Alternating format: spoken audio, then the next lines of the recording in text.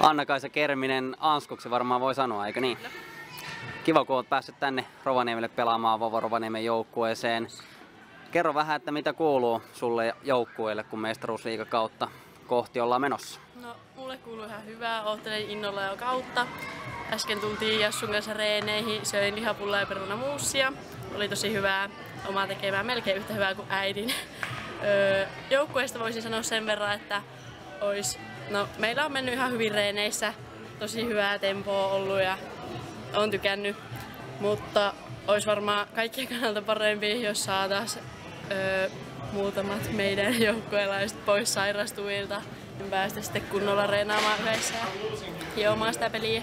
No kerropa pikkasen, että miten sä oot kotoutunut tänne Rovaniemelle ja Lappiin ylipäätään? No aluksi oli vähän hankalampaa, oli hirveä koti-ikävä koko ajan.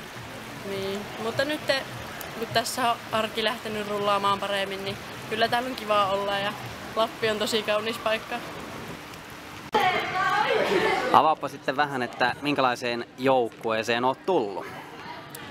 No siis, ilman mukava vastaanotto on ollut ja musta on hassua, kun yleensä on tottunut olemaan aina siitä nuorimmasta päästä ja nyt onkin jo keskikastia tuossa joukkueen ikähaarukassa. No entä minkälaisia vahvuuksia sä näet, että Vovo Rovaniemen joukkueella on pelillisesti? No vahvuuksiin voisin sanoa varmaankin ekana sen, että meillä on tosiaan aika nuori joukkue, niin varmasti on intoa ja halua näyttää ja toivotaan, että tarpeen tulleen sitä kokemustakin löytyy tarpeeksi. Ja sitten mä voisin sanoa vahvuuksiin muihin joukkueisiin nähden meidän nopean passipelin. No mitäs Ansku lentopallo sussa herättää? Minkälaisia tunteita?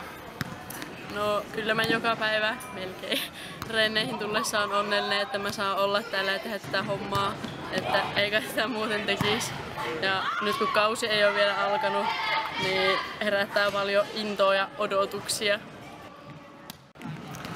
Sitten loppuun Ansku vielä terveisiä Vovo-faneille. No ensinnäkin terveisiä faneille ja sitten toiseksi, että tulkaa katsomaan meidän pelejä ja muistakaa olla kiltisti, koska joulu on tulossa.